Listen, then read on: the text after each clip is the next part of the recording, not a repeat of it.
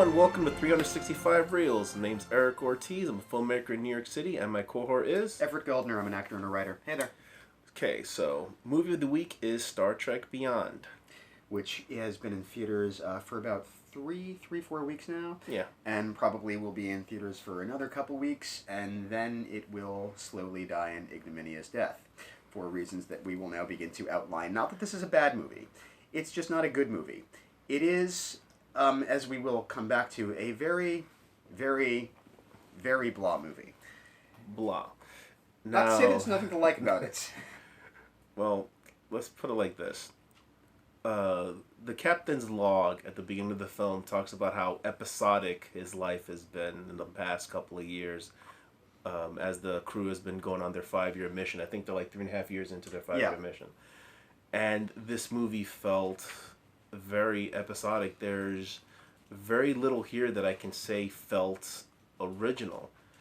Ironically enough, the opening sequence had a very original feeling sequence with the little rock mole people. Yeah, the mole people, whatever they are. It was kitschy and yet not kitschy. It felt like the beginning of perhaps an above par Disney movie.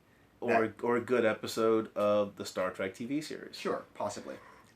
It perhaps in that way did more to homage the original series than anything in either the 09 reboot or in Star Trek Beyond. For 5 minutes, so that's nice. Well, 5 minutes is better than 0. Yeah. But let's talk about where this franchise has gone, because prior to Abrams' 2009 Star Trek film, there was all this history and all this continuity that had to be honored in every film, and the film started suffering for it. So you needed somebody to go in there and just burn everything that had to do with the history of Star Trek, and we got a damn good movie out of it. Up to that point, there had been 10 Star Trek movies before the reboot in 2009, which was just called Star Trek. And yeah, they all had to honor all 5 series and every movie that came before that, the lineage. Nothing could be left out. No doubt the writers were beginning to feel burdened by the weight of that. And when I know, because I remember very well when the 09 reboot came out, there were plenty of Star Trek purists who were outraged by the decision to essentially clear the table, to shove 40 years off of history off of the table, sweep it all out, and just reboot us into an alternate universe where we can play with Spock and Kirk and Bones and the whole gang again as if they're brand new and we'd never met them before. And I felt that it was the right decision. I felt it was the right choice to make. The 09 Star Trek movie is a really rockin' good movie. It's not a perfect movie, but it's beat for beat it holds up. There are moments where you might say, well, he's just basically taken Star Wars and putting them on an ice planet because he's that kind of geek. But you can take the movie and enjoy it entirely on its own merits and feel even moved by it at the end. But now we're into the third movie. We're deep enough into the reboot, the new continuity, the new continuity, the rebooted continuity, that it has to begin to have some of its own continuity beyond. Here's these guys flying around in this spaceship that we've known by such an iconic name for 40 years, and so they need to start developing. I'm trying not to make the pun, but they have to start developing their own bones, and I couldn't get around it. I had to do it. They have to start developing texture and layers, and this movie really doesn't do that for them. It really doesn't even make the attempt to do that, which is very sad. What I felt even worse about it was that there was all this talk about broadening the audience for Star Trek, and bringing more people into what Star Trek is, and what ends up happening is that this movie feels like it's for no one. Yeah. And it felt flat. But there are positives. Let's not get too negative here. So let's begin with talking a little bit about Justin Lin, who is the guy that Abrams chose to hand the torch off to.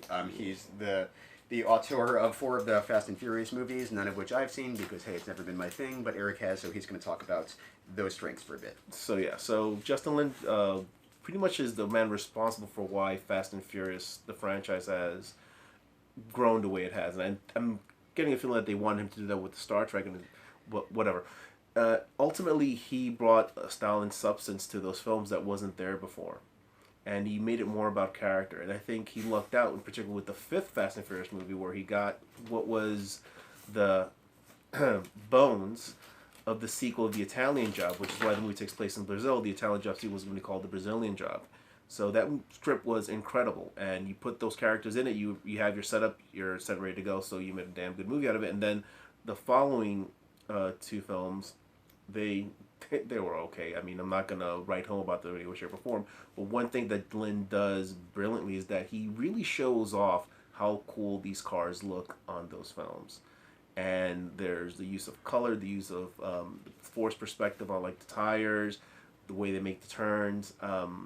He's done 4 movies where he basically created the concept of car porn, and he's brought that into Star Trek, where you get some just absolutely gorgeous shots of the Enterprise and of the space station name, The Yorktown. the Yorktown space station. That sequence goes on for about 2 or 3 minutes.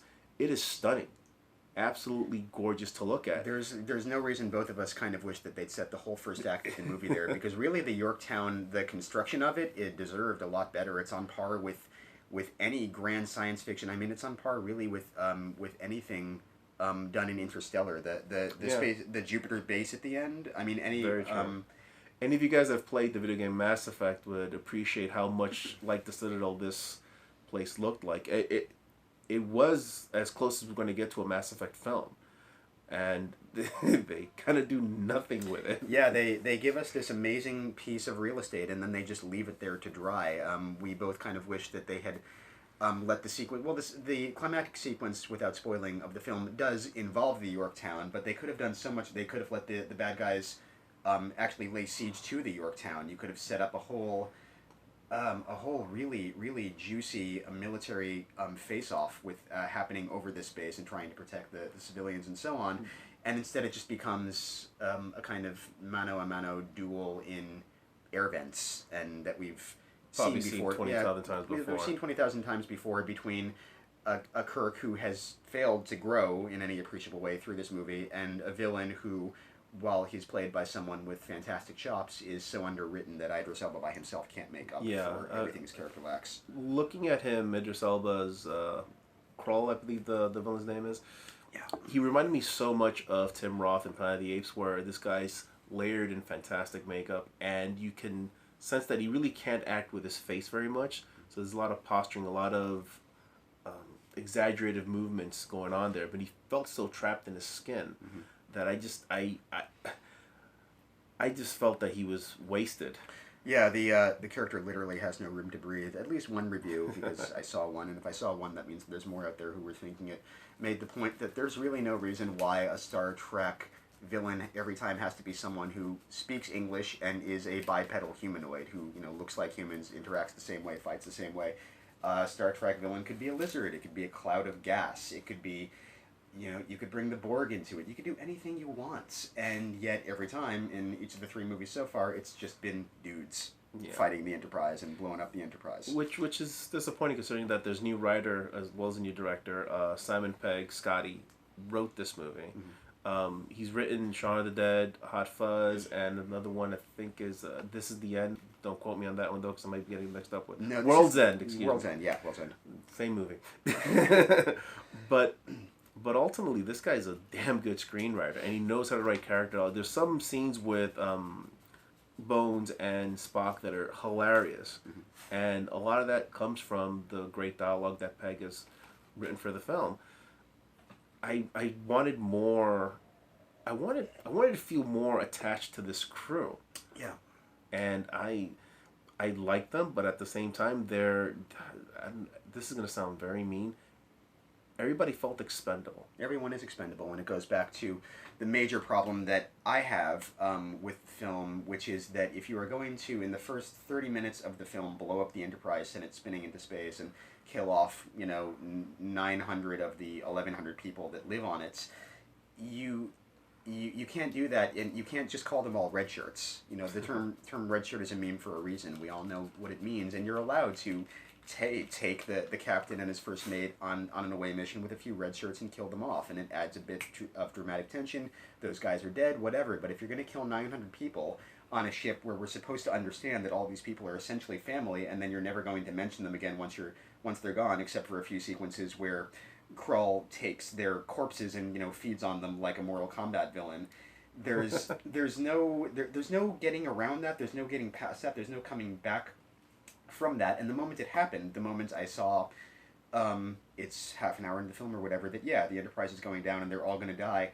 I knew from the, I tuned out at that point. I couldn't not tune out because I knew that the movie was never going to bring any of these people up again, and it's not as if anyone's going to have PTSD about their lost crew members or anything. We're not going to do any kind of character development like that. We're essentially just going to have a Lost in Space style buddy movie from then on, and that's not. There's nothing about that that's acceptable. I mean, it's acceptable in terms of, yeah, this is what we do in blockbusters, but my feeling seeing that sequence with the entire crew's trying to escape. Imagine Titanic opening with the sinking of the ship. Yeah. You don't know who any of these people are. You don't have any reason to care. They try to do that when the first, I think, opening montage. It's like 5 minutes. They see maybe 10. As far as life on the Enterprise goes, all we have, that's the Yorktown, but all we have of life on the ship is during Kirk's voiceover captain's log, where essentially we see one couple making out, and then we see another one couple breaking up, and one couple breaking up, and that's it. It doesn't get any more binary than that. I mean, it's no better than Spock screaming "Khan" the way he does at the end of Into Darkness. It's the nadir of all nadirs, and while it's fine in that moment, there's nothing, we don't need rich character development if this movie was going to go in a completely different direction. But if you're going to blow up the Enterprise, then it's a great scene. It looks awesome. The destruction of the Enterprise is beautifully done. There's a lot of things to appreciate about it. I mean, although I've not seen any of the Fast and Furious movies, maybe someday I will, who knows, but Justin Lin definitely knows how to direct action. There's no shaky cam nonsense here. In terms of his staging of action, he's probably one of the best people doing it right now. The problem with this film, I don't think this series has really evolved to where it needs to be in order to be competitive with other science fiction stories. Yeah, you can like Star Trek Beyond in the same way that you can like vanilla ice cream, but you're not going to remember it half an hour after you've emptied the box. You're just done. It's that we've failed to evolve really from the first movie, because you can't say that Into Darkness is an evolution in any way, because you know that we're never going to see that Khan again. He's done for the series. He's just off sleeping in his casket along with his 75 other Khanettes. It's Benedict Cumberbatch. They'll probably bring him back in some way, shape, or form. They could. I would be very surprised actually if they did. But hey, it could happen. And if it does, hopefully it won't just happen out of sheer desperation. But really what we have with the reboot universe so far is a good setup that has failed to go somewhere substantial. None of the supporting characters from the second movie are back. Even Peter Weller's daughter, I don't know the actress' name, Alice Eve. Yeah, but at the end of the second film, she has joined the Enterprise cast. Where is she? Who knows? She is never mentioned in this movie. I completely forgot she was in the second movie. I forgot. Until this very moment, I had forgotten that her character exists. But yeah, she does. And at the end of the second movie, she says it's good to have a family again. Well, where's your family then? She's just not there. We don't know. We're just going back to the original Star Trek cast. And I guess this might be as good a place as any to go into when we get down to the planet after the destruction of the Enterprise and talk about the pair-ups. Yeah. So it was Chekhov and Kurt, and the new character, what's her name? Jayla. And Scotty. Thank you. And then we have Bones and Spock. And that's as much as I can remember. That's about it. Well, and Uhura, excuse me, wow. And Sulu back trapped in the Enterprise with the bad guy. And that's it. So basically you have 3 different buddy comedies going on and one comrades in distress tragicomedy going on. It's 3 episodes intercut, which we're trying not to sound negative here, but it's just really hard. We're really trying really hard. If this were a series, this would be a great 2-part episode. Yeah. But it's not. It's a standalone movie. Aside from the fact that if you were coming to this movie fresh, if you had you've been living under some kind of Star Trek-less rock for 40 years, you have never seen an episode of Star Trek, never heard of it before, you would sit down and enjoy this movie perfectly fine. You would have no problem with it whatsoever. But I think there's an expectation, knowing that this is a long-running franchise, a long-running series, and that we know who these characters are. And maybe that's not fair to the movie, that we bring in that baggage. I mean, it's completely fair. It's not unfair to say this is a Star Trek movie and we expect some continuity. The problem that we're grappling here, it was the same problem that the filmmakers are grappling with, is they chose to get the entire history and lineage of the Star Trek universe out of their way back in 2009.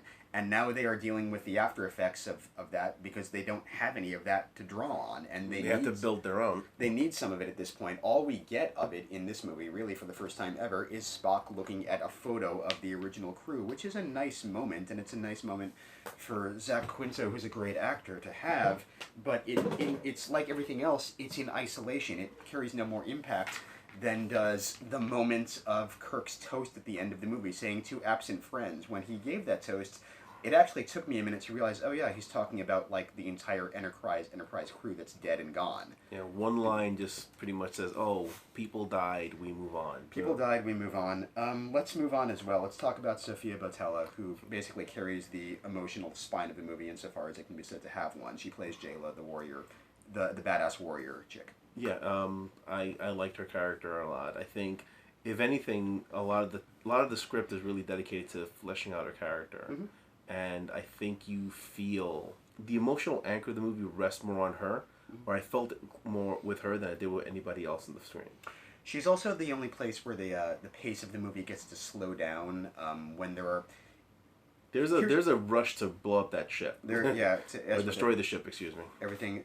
Maybe a better way to put it would be that the scenes where she is involved in, especially once they've started to get the entire the crew together around her down in the old style Federation ship that she lives in, which is called the Franklin. But scenes where she's involved in deciding what to do were the only places in the film where I was really not sure what was going to happen, because you've got this character who's a bit of a wild card, and she's a warrior, but this is not her fight, and she doesn't want it to be. She also has, for her own reasons, no intention of going back to the place where the big bad is, and they do let her and let the story breathe in that moment. So maybe she'll force them to make a different choice, and no one's going. If she does, the Star Trek crew, who at the end of the day still have to be more or less ethical people, are not going to emotionally hijack her and make her go along with them. Right. Now, the actress that plays her, I think you'll recognize her from. She was the henchman with the blade feet in Kingsman, Sofia Boutella. Thank you very much, and she was awesome in Kingsman, and I think she brings that energy into this film. Like when you see her, you know something is going to happen. She's almost like a cinematic wild card. Yeah. Yeah, she has a heart and gives the movie a heart to some degree. She also picks the movie up and makes it move and kicks it in the butt a little bit to when it needs to move along, and just get us from halfway between point A and point B to point B. Fine, here's point B. What are we doing next? We're going back to the crashed Enterprise to save all our comrades. She becomes the gateway character. The gateway character. I mean, the gateway line in the movie being when she finally resolves to help them, and because the Franklin is her home, and she says, "Look, take my home and make it fly again." It's maybe the only, actually the only point in the movie where I felt just a little bit of that Star Trek magic, just a little bit of warm fuzziness and real genuine feeling for these characters and this storyline, and then that was it. Not to say that there's no redeeming qualities about what happens next. We get a great action sequence after that with Kirk on a bike, which was prominently featured in the trailers, and again, as with everything else, all of the action is really almost surgically done. It's very nice in isolation to look at. It's not confusing at all, even when you can tell that there's so many different players going on that with another director could easily have gotten confusing. Right. I think a good comparison would be, and maybe this might come as overpraised, but the way Scorsese can handle multiple characters and multiple storylines and make them make sense, Lin has figured out how to do that with action, and he brings that here. Part of me wishes that if you could take Abrams' storytelling and character development and bring in Lin's action, you've had a much better film. Because one of the areas where I felt that the other two movies were lacking was in the action department. I thought that both those movies just had one really good action sequence, which was the attack on the Federation base when Cumberbatch is covering over the windows. Yeah, and the final fight in the first movie is pretty good. Oh, it was okay. It was all right. I mean, it was impressive more so because people could see that they'd finally let Star Trek get into the 21st century with action. It was no longer like ping, you're dead, ping, you're dead. as it always was in all of the shows, pretty much. All right, so let's wrap it up here because I think we can go down a very dark path if we keep on going. What it was is The best episode the of best- Star Trek we've seen in quite some Yes, time. definitely the best episode of Star Trek we've seen in, gosh, at least 7 years since Enterprise went off the air. It's an episode in the same way that Star Trek Insurrection, the third Next Generation movie, is an episode. And just like Insurrection, nobody is going to remember this movie in 15 years. And like Insurrection, if you just catch it on a fluke, you'll probably enjoy it for what it is. Yeah, but it won't leave an impact, even Into Darkness, as messy and troubled narratively as that movie is, has a lot more to remember about it than this movie does. My mind just, as we've gone through this tonight and outlined it and worked out how we're going to present it to y'all, I keep grasping for something to sum up what this movie is or wants to be, and the problem at the end of the day is that it just doesn't want to be anything. If it had any real narrative spine, it would be a movie about Kirk finally coming into his own, as he says at Two Bones at the beginning of the movie. He joined Starfleet on a dare, and now he's older than his father ever got to be. And that, by the way, is really the first it is the first breaking point between the original continuity and the first continuity. Is we learn very well in the first movie that in the original continuity, Kirk's father was alive. Here he isn't. And so if we were going to have a real break and have a real new Kirk who is not the man who Shatner portrayed, then this is where we would begin to get it. But we don't. There is no sense in which this movie can be said to be about Kirk. He does not grow or change in any sense from beginning to end. He hasn't learned anything. He simply chooses to not he simply chooses to not take a desk job. And Spock does the same. And so this is the movie where both Kirk and Spock choose not to take the desk job. That's a little unwieldy as a subtitle, but it's pretty apt. Yeah, I think they should have just stuck with Beyond. Okay. So, all right. So let's rate this movie right here, and I think we're pretty much in agreement on that as well. I'm giving it a 5. I'm giving it a 5 for solid action sequences and a little bit of help from Sofia Boutella as the emotional spine of the movie insofar as it is. Without her, I would have given it a 2 probably. Yeah, 5 is not a bad score. 5 is what it is. A passive piece of entertainment. And some people will be entertained. Some people will just be, okay, change the channel. It's in the bottom third echelon of Star Trek movies. It is not as bad as The Voyage Home. Nothing is as bad as that. Nothing in... No, you mean The Final Frontier. Final Frontier. Voyage Home is the good one. Final How Frontier. dare you attack the whale? The whale was... I had many feelings about the whale, so many feelings. That was a wonderful romantic comedy. No, that was a very good movie. And the fifth one, where they meet God, quote unquote, it's... Terrible. Definitely the worst Star Trek movie. You would probably have to put Insurrection just up from that, and you would probably put this up a little bit from Insurrection, if only because, we're 15 years on and we know how to do a lot more with technology than they could then, and while there is nothing to remember about Insurrection, at least that I can tell, because I saw it and I can't remember anything about it aside from F. Murray Abraham Space Lift, here there is a little bit to remember. Very concise action, badass warrior girl, that's pretty much it. And the Great Attack on the Enterprise. Yep. Alright, so that's it for Star Trek Beyond. You can reach us at 365reelspodcast@gmail.com. That's 365reelspodcast. Send us an email, leave a comment, try to be nice, maybe not. But let us know what you think.